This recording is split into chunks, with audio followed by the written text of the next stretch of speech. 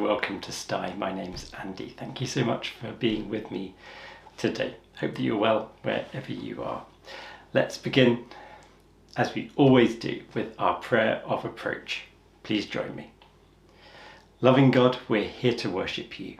Help us to remember that you're here with us. May we pray to you in faith, use technology to connect with each other and listen to your word with eagerness. Through Christ our Lord.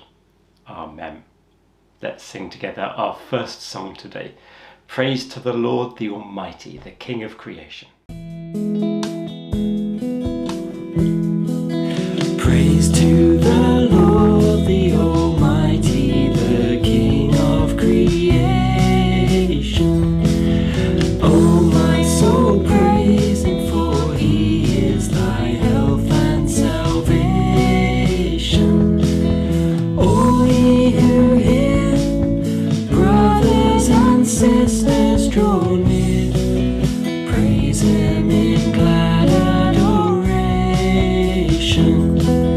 Praise to the Lord, God prosper thy work and defend thee. Surely his goodness and mercy here daily attend thee. Ponder anew what the Almighty can do. Do with his love doth befriend thee. Praise to the Lord, who hath nourished thy life and restored thee, fitting thee well for the tasks that are ever before thee. Then to thy need he like a mother doth speed, spreading the wings of grace o'er thee. Praise to the Lord, who in darkness of sin is abounding, who when the godless do triumph o'er virtues confounding, sheddeth his light, chaseth the horrors of night, saints with his mercy surrounding. Praise to the Lord, and all that is in me adore him. All that hath life and breath, come now with praises before him. Let the Amen sound from his people again. Gladly for aye we adore him.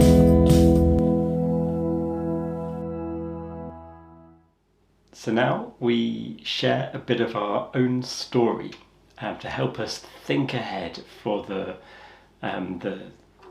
sermon to come. So a chance to think of how our own stories tie in with one of the core themes of what we're going to be thinking about later. So this week, I'd like you to think of a time when you have realised that you've jumped to a conclusion that you shouldn't have. Okay, a time when you've jumped to a conclusion, when you've made a snap decision on something which later turned out not to be true. Okay, so if you're with me live, why don't you type that into the comments, then we can all see and share in that. If you're watching at a different time, just think through what you would be, a time when you've jumped to conclusions. Okay, ready, let's go. Thank you for sharing. Let's sing together. Good, good Father.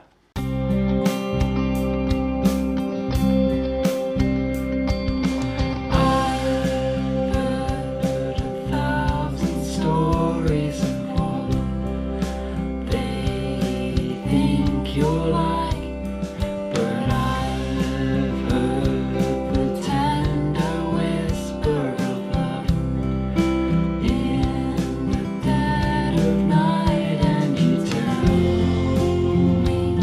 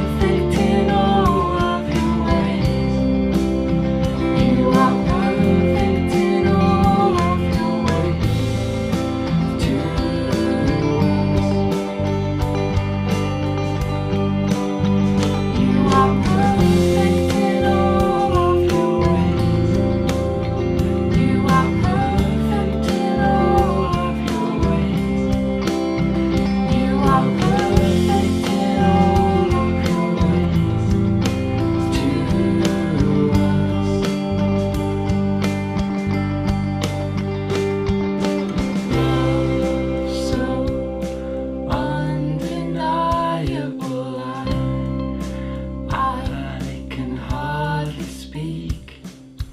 Peace so unexplainable.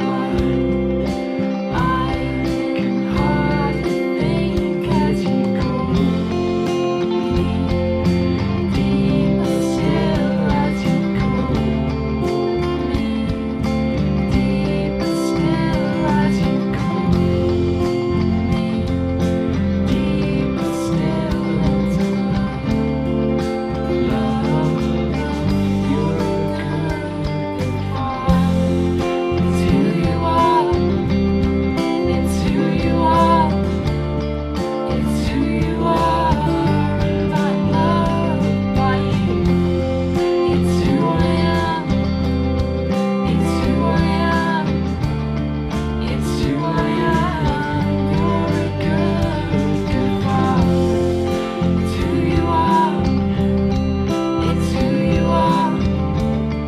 It's who you are. And I'm loved by you. It's who I am. It's who I am. It's who I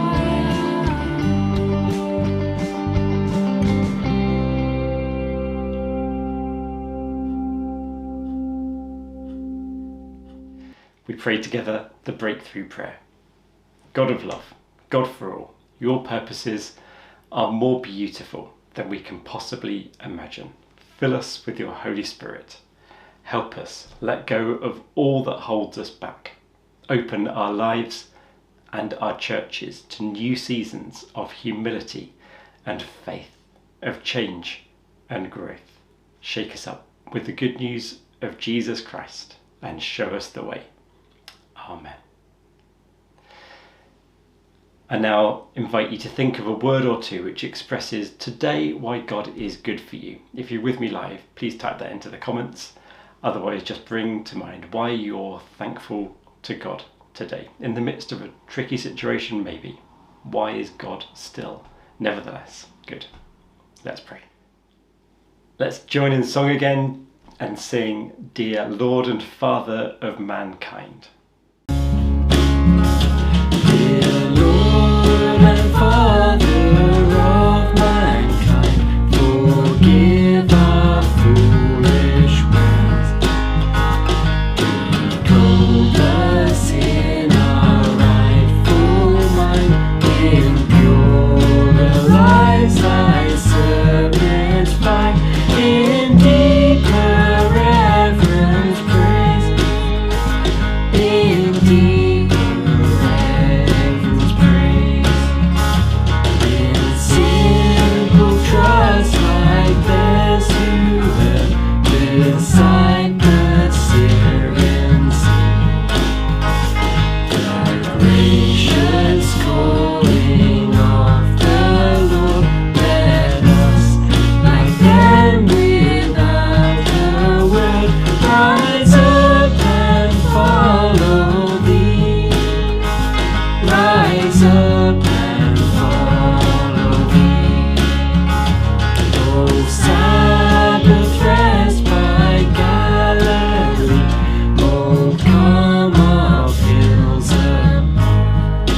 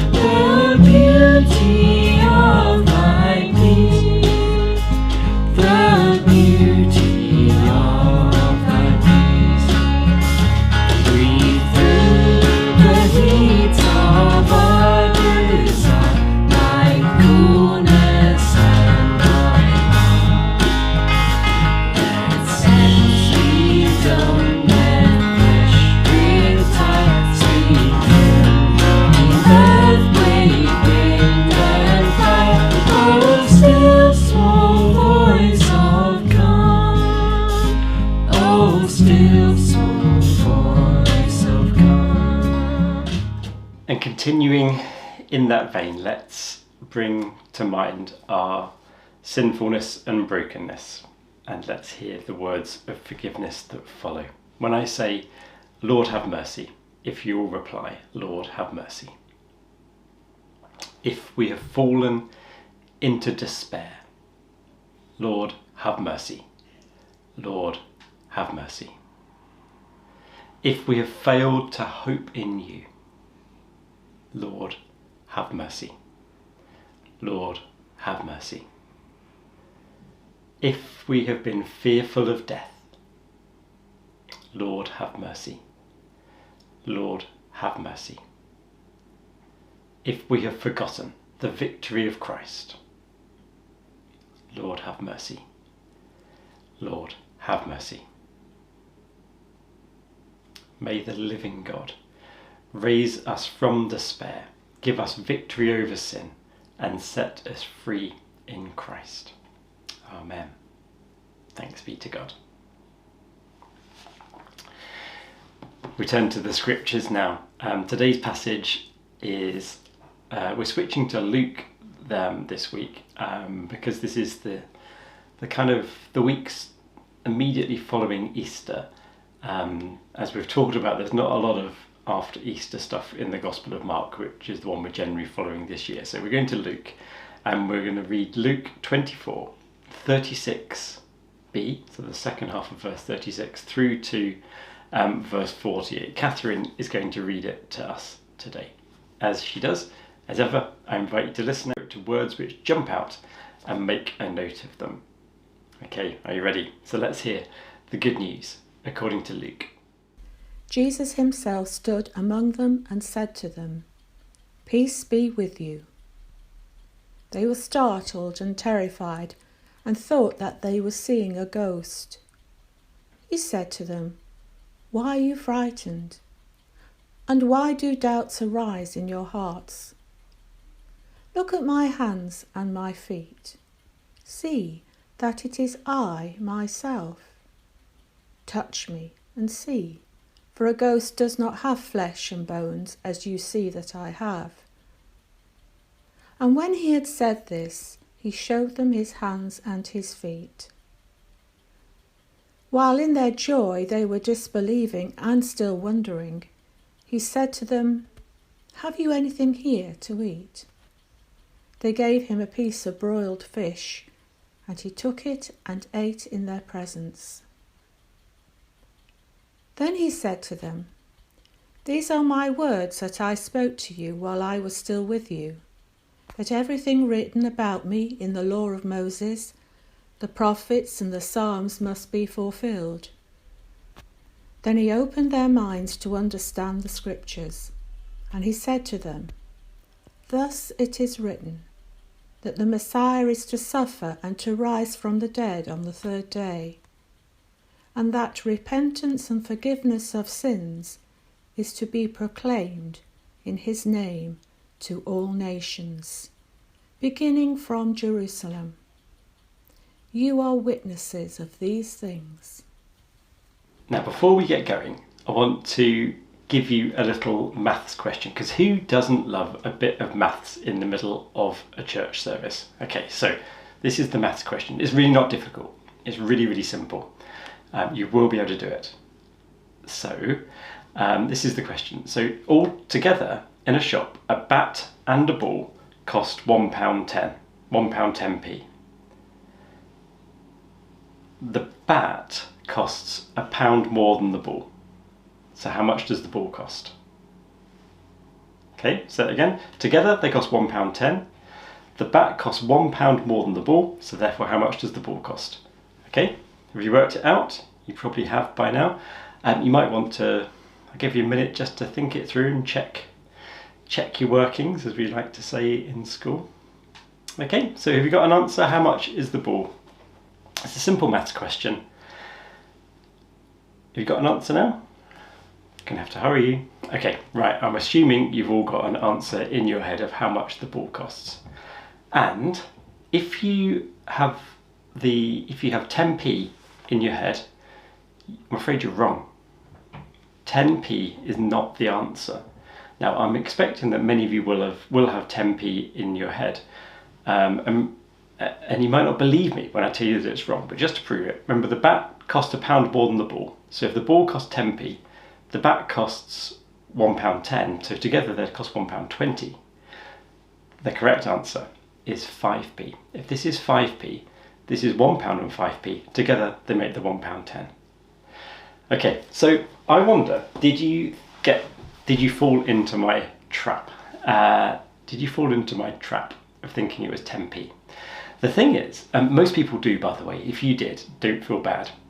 Most people do. I fell into the trap as well when I first read this. This is a famous, not a trick, but it's a famous psychology experiment, and it shows that our brains naturally jump to conclusions. When our brains instantly make snap decisions.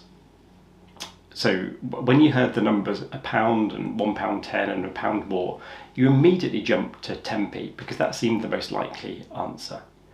Now, our brains can do deeper thinking and work it out, but our brains tend to be quite lazy. And once we've made a snap decision, the bit of our brain which is able to do the processing and work out that's not right, it doesn't always kick into action. It can be quite lazy. I deliberately asked you to check your working, to think back. And I wonder if you did, or did you just think, no, it's 10p? Obvious. I wonder if you did go back and check when you were prompted to. When I first read that, I didn't check what I'd originally jumped to. Because our brains are quite lazy. Well, let's give them a break. Our brains have to cope with an enormous amount of information pouring in every second of the day. And we've kind of evolved systems to kind of cope with the overload of information. So we tend to make snap decisions, which most of the time gets us through okay. But we do sometimes slip up and make mistakes and jump to conclusions. And I wonder if that was what was going on in this story of Jesus, the resurrected Christ, meeting his friends again. When he appeared suddenly in the middle of them in this room, it says they jumped to a conclusion. They made a snap decision that this can't be Jesus. This must be some kind of a ghost or some kind of phantom figure. This must be some kind of apparition, not actually the person there amongst us. They jumped to conclusions, and Jesus had then to kind of make them see that this was different. This was a real person come back from the dead, therefore signalling the end of death for all people. This is the good news playing out big time. But they jump to a kind of lame snap decision about what was going on. So Jesus had to kind of really prove it to them, and that was what was going on in this passage. He starts off, even before we know that they've jumped to a snap decision, so while they're probably making that opinion, before they get a chance to voice it, he says to them, peace be with you. And this is really important. Jesus saying peace is the most beautiful thing, because the Jewish understanding of peace, which is the word shalom, means that everything is okay. It's not just kind of peace in a sort of, it's not a mild sort of weak word. This is saying that everything is going to be put back to normal. Everything is going to be restored. Everything will be good again with the world. That's what Jesus proclaimed when he said, peace be with you. His presence, risen from the dead, was a sign that God was right now putting back together, mending everything that was broken, defeating death, making everything good. Jesus said, peace to you. How good is that? And the same thing is true today. God says peace to you. God wants to restore, and God will restore everything that is broken. That's what God does, and God does things well. And this is the first sign of that. Well, one of the first signs of God breaking in and bringing his peace and restoration Then the encounter kind of unfolds in some really interesting ways. Jesus says, "Have you got anything to eat? Do you have any snacks?" I think that's brilliant. Partly that was to show that he was physically there. He wasn't just a ghost because he was eating. But I wonder if there was something else going on here to do with the minds of the disciples. Okay, let me explain. Remember I said earlier that our brains are kind of lazy. Well, our brains are machines. We now know, quite recently actually, we now know that our brains rely on a supply of glucose, blood sugar. Well, we know that for ages, but we're just beginning to realise how important blood sugar going to the brain is for our thinking process. You can't think well. You can't do the good sort of thinking, the sort of thinking which would help you to calculate that the ball cost 5p, not 10p. That sort of deep thinking needs quite a bit of brain sugar, and you only get that through eating. That's how you get it, or drinking. That's how we get it. We have to continually input food which is broken down into sugars, which then goes to our brain so we can do deep thinking. Now I wonder whether there was something in this for what was going to follow that they needed. They needed the food. The food was important. It was a broiled fish, like a sort of grilled fish, was what Jesus ate in front of them. In quite a lot of the later manuscripts of Luke, so not the very, very early ones, but quite a lot of the later ones have got an addition of honeycomb. I wonder whether you've ever heard that this was fish and honeycomb that Jesus ate. So the sugar was kind of there right from the start. Now the reason they needed that, because it says that Jesus then opened their minds, literally opened their minds to the scriptures. They had been thinking about things in a small snap decision kind of way, but they needed to do some deep thinking. Jesus had to open their minds, help them to think deeply. And when we do that, we need some food. We need some brain food along the way. Fish is, of course, a brilliant brain food. So what did Jesus say when he opened their minds to the scriptures? Wonder what he said. I would like to remind you of a bit that happens earlier in Luke's Gospel. Now we're taking Luke out of sequence, so we've not talked about this passage for quite a while, but Luke 4, you can go read it yourself. You probably know the story if you've been around in churches and read the Bible a bit, but it's when Luke first appears in public when Jesus first appears in public in Luke's Gospel. He goes to the synagogue and he takes out the scroll of the prophet Isaiah and he begins reading. You probably know the passage says, I should get it in front of me. Okay, I'm back. I've got my Bible now. So this is Luke 4.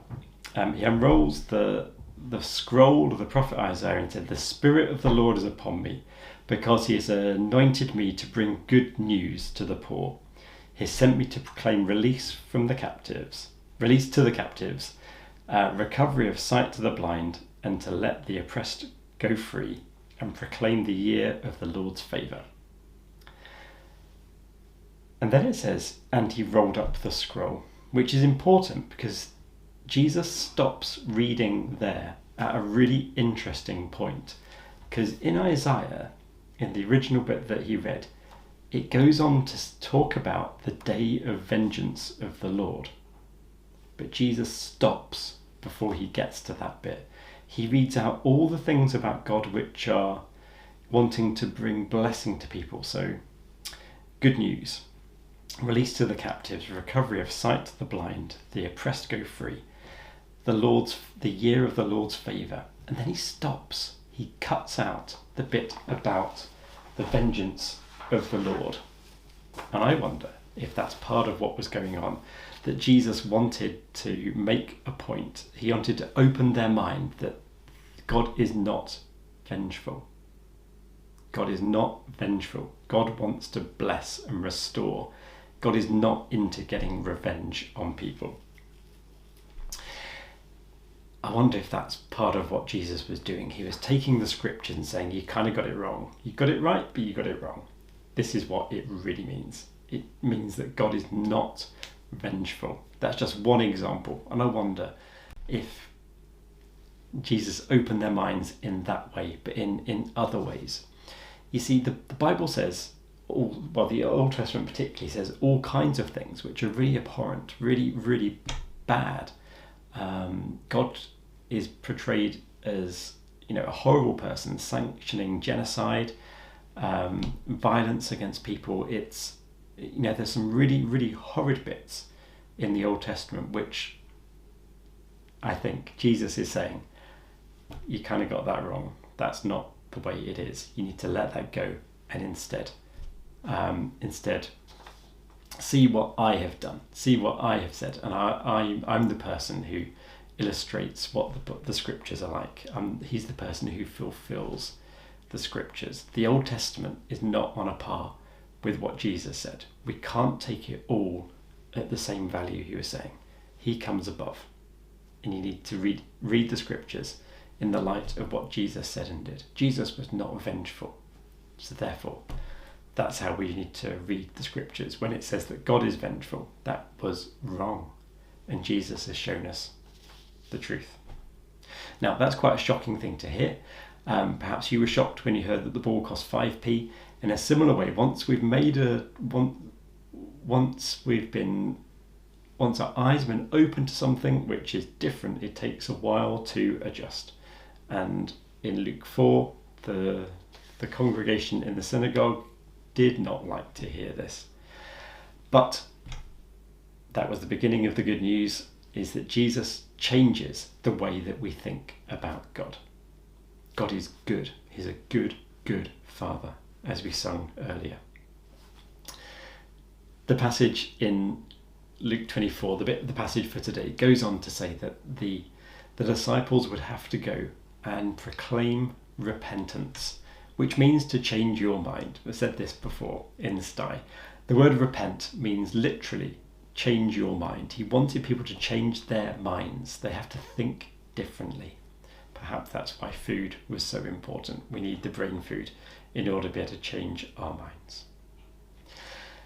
So Jesus appears to his disciples and open their minds to what the scriptures actually said. May we be open to hear God's word in a new way. Like the breakthrough prayer says, your purposes are more beautiful than we can possibly imagine. May we have a little bit of flexibility in our imagination so that we can grasp a bit of what God is up to in his beautiful, beautiful way. Amen. It's time to spin the wheel of grace. So last week, you may remember, we span this, and I encourage you to therefore do something kind, and the ones that came up were a pencil, and I must say I had a beautiful letter from Pauline, which arrived this morning. So thank you very much, Pauline. I'm really glad that you've been able to join in with these Sthie services, and thank you for the letter. So there was a pencil, and it was flowers came up as well. So I wonder whether you were able to do something good for people involving one of these two things. Remember, Jesus says peace. He said peace to those disciples. The world is going to be restored. The world should have people writing nice things to each other. It should have flowers in our lives. So let's make that happen. Okay, so this week I'm going to spin it again twice, and we'll see what comes up. And this is your challenge for the week, to try and do something really kind and fun and joyful based on the picture that comes up. But of course, there's no obligation. These are difficult times. We know these are tough times, so we don't want to add another thing to your plate. But this is just a prompt to do something fun and gracious. So let's go. Let's give it a good spin. And today we have cake again, that always comes up, doesn't it? So cake, something involving food, or flowers. We'll do that again. Okay, so we'll go on to this one, which is a big heart and a little heart, which is meant to show, meant to represent telling people of God's great love for them. The big heart is God, the small heart is a person. So tell someone how much God loves them. Tell them of God's love for them, and do that in a creative way that will really get through to them. Okay, so they're your challenges for this week, and I'd love to hear how you get on.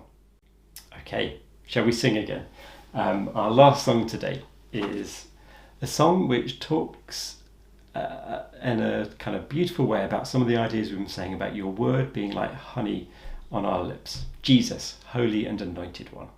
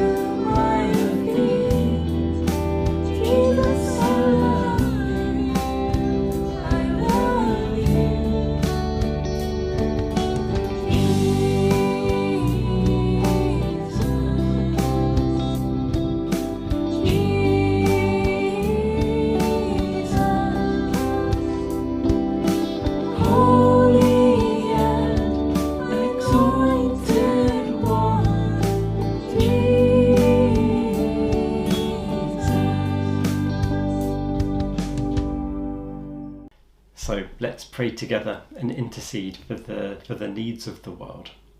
If you're with me live and you'd like to type the initials of any people that you particularly want us to pray for, then please do. We do that each week.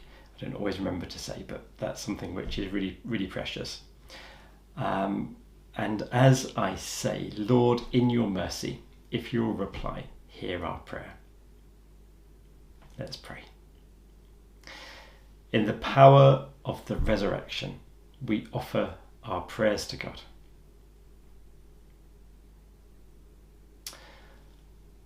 Lord, we remember in your love the church throughout the world. May your whole church know your power and be a sign that Christ is risen. Lord, in your mercy, hear our prayer. We remember in your love the world that you have made. Those who seek a fair and proper use of the world's resources. Those who strive for justice and peace among the nations. May the whole earth be transformed by mercy and rejoice in hope. Lord, in your mercy, hear our prayer. We remember in your love those who suffer, the victims of violence and injustice, those who mourn.